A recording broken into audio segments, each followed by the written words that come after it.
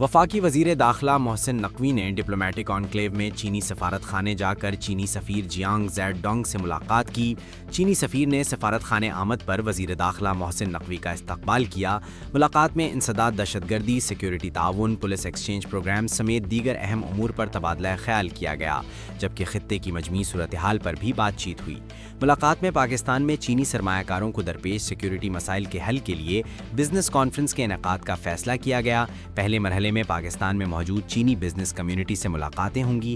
دوسرے مرحلے میں پاکستان میں سرمایہ کاری کے خواہش مند سرمایہ کاروں کے ساتھ ملاقات کی جائے گی۔